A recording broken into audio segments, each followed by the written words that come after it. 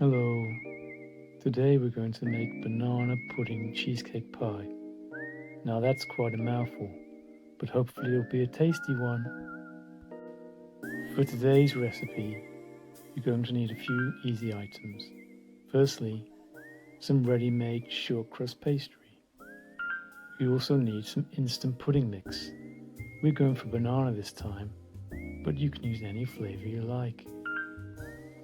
And then one package of cream cheese. And finally, some chocolate sauce. Whoa, zoom out. It's a big bottle. You can use any chocolate sauce you like. Firstly, you'll need a 7-inch pie dish or pan. Whoa, ugh. Oh, thank you, James. Oh, I see why you needed me out of the way. You've got to make sure it's fully greased. This is to stop the pastry from sticking. Okay, the pan's ready, so let's look at this pastry. Unroll it nice and gently, so you don't get any holes in it. Oh, what did I say? There's a big hole in it, James. You just can't get the help these days.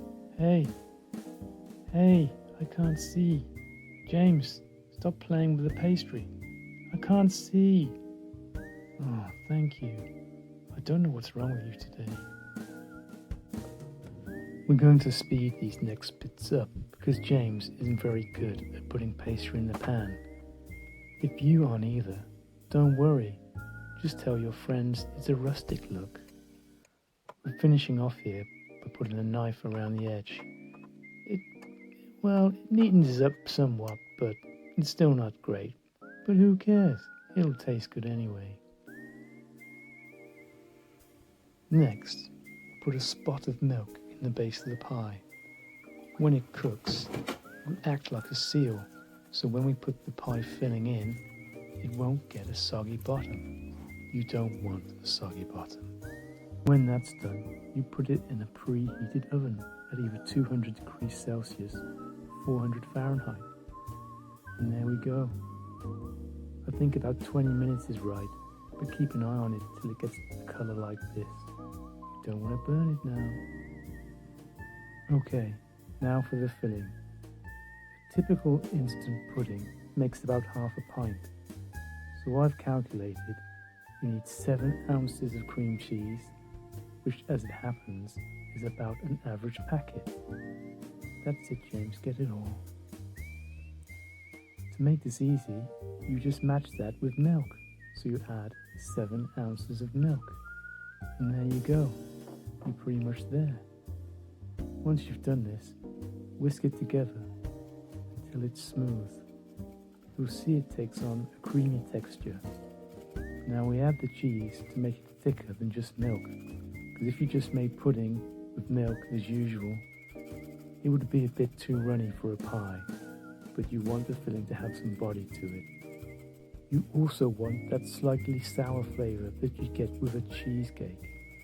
This is a good way to do it. We're nearly done now.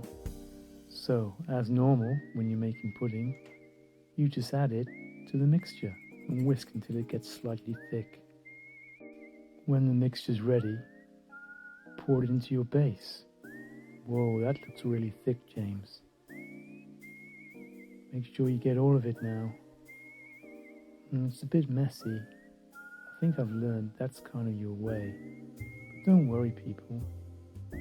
Let's say it again. It looks rustic. After pouring the pie, you put it in the fridge for about 10 minutes. It's pretty firm now, so it's time for the last touches. Come on, James. Let's see that chocolate sauce.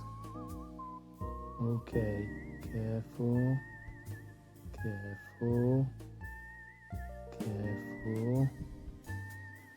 I got kind of bored of watching this, so let's speed it up. And we're done. A lovely banana, chocolate, pudding, cheesecake. Let's try it. Whoa, I have to admit, this looks really good, James. A banana chocolate delight. People at home, Don't forget, you can do all sorts of flavors. Why not chocolate? There's plenty of chocolate pudding out there, or even butterscotch. There's a whole world of flavors you can try with this recipe. Just adapt and be happy. Right, let's get down to business. The proof is in the pudding, as they say.